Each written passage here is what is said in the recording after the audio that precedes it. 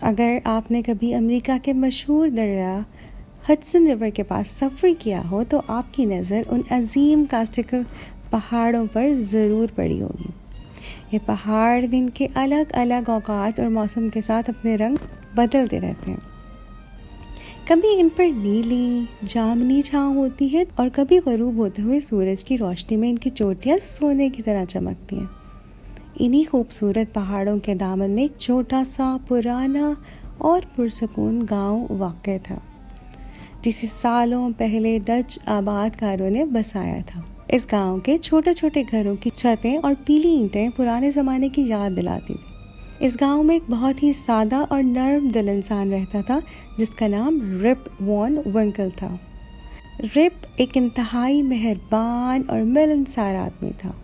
گاؤں کا ہر شخص اسے پسند کرتا تھا، خاص طور پر بچے۔ جب بھی رپ گلی سے گزرتا بچے خوشی سے نعرے لگاتے اور اس کے گرد جمع ہو جاتے۔ وہ بچوں کے کھیلوں میں ان کی مدد کرتا، ان کے لیے پتنگیں بناتا، گولی ماربل کھیلنا سکھاتا اور انہیں بھوتوں اور پریوں کی لمبی لمبی کہانیاں سناتا۔ لیکن رپ میں ایک بہت بڑی خامی تھی۔ اسے کسی بھی قسم کا محنت والا کام کرنے سے سخت نفرت تھی۔ وہ دوسروں کی مدد کے لیے ہمیشہ تیار رہتا۔ کسی کے کھیت میں باڑ لگانی ہو یا گاؤں کی عورتوں کے لیے بازار سے سامان لانا ہو، وہ کبھی منع نہیں کرتا تھا۔ لیکن جب اپنے گھر کا کام یا اپنے فارم کا کام کرنے کی باری آتی تو وہ بالکل کاہل ہو جاتا۔ اس کی اسی سستی کی وجہ سے اس کی زمینیں برباد ہو چکی تھیں، باڑیں ٹوٹ چکی تھیں اور اس کے بچے، خاص طور پر اس کا بیٹا چھوٹا رپ، چیتھڑوں میں گھومتا تھا۔ رپ کی اس کاہلی کی سب سے بڑی قیمت اس کی بیوی ڈیم وان ونکل کو چکانی پڑتی۔ اس کی زبان ہر وقت چلتی رہتی، صبح ہو دوپہر ہو یا شام، وہ رپ کی سستی اور گھر کی بربادی پر اسے ڈانٹتی رہتی۔ جب بھی اس کی بیوی غصے میں چیختی، رپ کے پاس کوئی جواب ہی نہیں ہوتا تھا۔ بس خاموشی سے اپنے کندھے اچکاتا، سر ہلاتا، چپ چاپ گھر سے باہر نکل جاتا۔ رپ کا ایک ہی سچا ساتھی تھا، اس کا کتا، جس کا نام وولف تھا۔ وہ دونوں ہی مصیبت کے مارے تھے، کیونکہ رپ کی بیوی اس کے کتے کو بھی اتنی ہی ناپسندیدگی سے دیکھتی تھی۔ جب بیوی کے طعنوں سے بچنے کے لیے گھر میں کوئی جگہ نہ بچتی تو رپ گاؤں کی پرانی سرائے کے باہر لگے بینچ پر جا بیٹھتا۔ وہاں گاؤں کے کچھ اور بیکار لوگ جمع ہوتے، پائپ پیتے اور دنیا بھر کی گپ شپ لگاتے۔ لیکن رپ کی بیوی اکثر وہاں بھی پہنچ جاتی اور سب کے سامنے اسے اس کے دوستوں کو سخت سست سناتی تھی۔ آخر کار بیوی کے شور اور گھر کے ہنگاموں سے تنگ آ کر رپ نے اپنی ایک بندوق اٹھائی، اپنے کتے وولف کو ساتھ لیا اور جنگل کی طرف نکل گیا۔ چلتے چلتے وہ کاسٹیکل کی ایک سب سے اونچے پہاڑ پر پہنچ گیا۔ موسم خزاں کا ایک خوبصورت دن تھا اور شام کا وقت ہو رہا تھا۔ پرندے چہچہا رہے تھے اور دور نیچے ہڈسن دریا ایک شیشے کی طرح چمک رہا تھا۔ رپ ایک درخت کے نیچے بیٹھ کر آرام کرنے لگا۔ جب شام کا اندھیرا ڈھلنے لگا تو اس نے سوچا کہ اب گھر واپس چلنا چاہیے، لیکن بیوی کے غصے کا خیال آتے ہی اس کا دل بیٹھ گیا۔ ابھی وہ نیچے اترنے کی تیاری کر ہی رہا تھا کہ اچانک اسے دور سے ایک آواز آئی، رپ وان ونکل، رپ وان ونکل۔ رپ نے ڈرتے ہوئے چاروں طرف دیکھا لیکن وہاں کوئی نہیں تھا۔ اتنے میں اس کے کتے نے خوف سے کان کھڑے کیے اور ایک طرف دیکھنے لگا۔ رپ نے غور سے دیکھا، پہاڑ کی چٹانوں سے ایک عجیب و غریب انسان اوپر آتا دکھائی دیا۔ وہ ایک چھوٹے قد کا، مضبوط جسم اور گھنی داڑھی والا بوڑھا شخص تھا، جس نے پرانے ڈچ فیشن کے کپڑے پہن رکھے تھے۔ اس کے کندھے پر شراب کا ایک بھاری مٹکا تھا۔ اس اجنبی نے اشارے سے رپ سے مدد مانگی۔ رپ نے ہمیشہ کی طرح ہمدردی دکھاتے ہوئے اس کا بھاری مٹکا اپنے کندھے پر اٹھایا اور اس کے ساتھ ایک تنگ اور گہنی گھاٹی میں اوپر چڑھنے لگا۔ چڑھتے ہوئے انہیں دور سے ایک زوردار گرج سنائی دی، جیسے بادل کڑک رہے ہوں۔ بالآخر وہ ایک ایسی جگہ پہنچے جو چاروں طرف سے اونچی چٹانوں سے گھری ہوئی تھی۔ اور اوپر سے آسمان نظر آتا تھا۔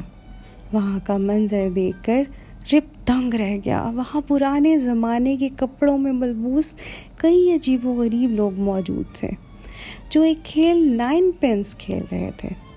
ان کی گیندوں کے لڑکنے سے جو آواز پیدا ہو رہی تھی وہی پہاڑوں میں گرج بن کر گونج رہی تھی۔ حیرت کی بات یہ تھی کہ وہ لوگ خود کو کھیل میں مصروف رکھے ہوئے تھے، لیکن ان کے چہروں پر شدید خاموشی اور اداسی تھی۔ کوئی ہنس یا بول نہیں رہا تھا۔ جب رپ وہاں پہنچا تو تمام لوگوں نے کھیل روکا اور عجیب بے حس نگاہوں سے رپ کو گھورنے لگے، جس سے رپ کے گھٹنے خوف سے کانپنے لگے۔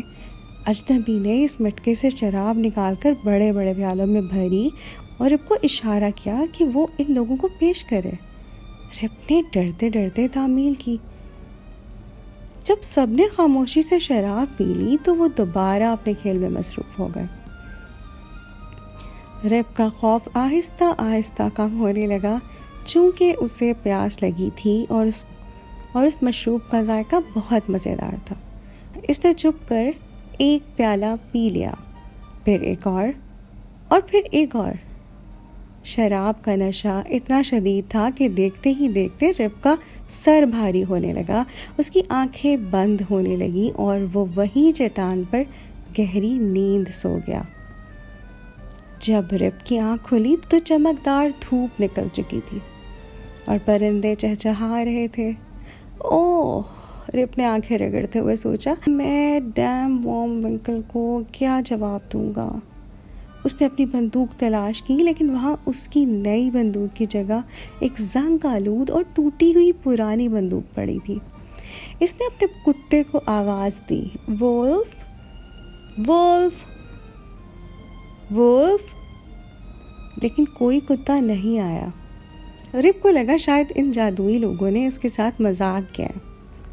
اس کا کتا اور بندوق چھین لیے ہیں۔ وہ اٹھنے لگا تو اسے اپنے جوڑوں میں سخت درد اور اکڑن محسوس ہونے لگی۔ بڑی مشکل سے اٹھ کر وہ اس کھائی کی طرف گیا جہاں گزشتہ رات کھیل چل رہا تھا، لیکن وہاں اب ایک تیز ندی بہہ رہی تھی اور آگے جانے کا راستہ بند تھا۔ مجبور ہو کر رپ نے اپنے زنگ آلود ہتھیار کو کندھے پر رکھا اور پریشان دل کے ساتھ گاؤں کی طرف چل دیا۔ جیسے ہی رپ گاؤں کے قریب پہنچا اسے کچھ عجیب محسوس ہوا۔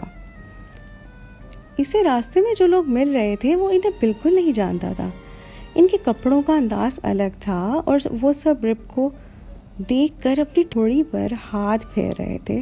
جب رپ نے بے ساختہ اپنی ٹھوڑی پر ہاتھ لگایا وہ حیرت سے اچھل پڑا۔ اس کی داڑھی 1 فٹ لمبی اور سفید ہو چکی تھی۔ گاؤں کے اندر داخل ہوتے ہی اس کی حیرت صدمے میں بدل گئی۔ گاؤں بڑا اور گنجان ہو چکا تھا۔ وہ گھر غائب تھے جنہیں وہ جانتا تھا اور ان کی جگہ نئے گھر بن چکے تھے۔ وہ جب اپنے گھر پہنچا تو گھر کی چھت گری ہوئی تھی، کھڑکیاں ٹوٹ چکی تھیں اور دروازہ لٹک رہا تھا۔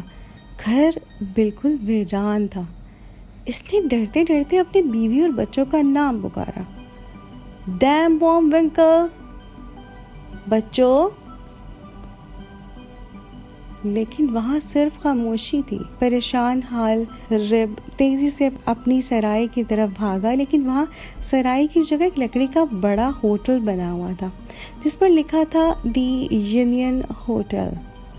سرائے کے باہر لگے ہوئے کنگ جارج III کے بورڈ کو بدل کر اس پر جنرل واشنگٹن کی تصویر بنا دی گئی تھی۔ وہاں لوگوں کا ایک بڑا ہجوم جمع تھا جو سیاست، الیکشن اور آزادی کے بارے میں بحث کر رہے تھے۔ جب انہوں نے اس لمبی سفید داڑھی اور زنگ آلود بندوق والے بوڑھے کو دیکھا تو سب اس کے ارد گرد جمع ہو گئے۔ تم الیکشن میں کس کو ووٹ دینے آئے ہو؟ دوسرے نے پوچھا، تم کون ہو؟ رپ نے گھبرا کر کہا، میں تو بادشاہ کا وفادار شہری ہوں۔ سب چلا اٹھے، یہ جاسوس ہے، اسے پکڑو۔ رپ نے ہاتھ جوڑ کر کہا، میں کوئی برا آدمی نہیں ہوں، میں صرف اپنے گاؤں کے دوستوں کو ڈھونڈ رہا ہوں۔ نکولس ویڈر کہاں ہے؟ ایک بوڑھے نے جواب دیا، نکولس ویڈر؟ اسے تو مرے ہوئے 18 سال ہو گئے. اور بروم ڈچر کہاں ہے؟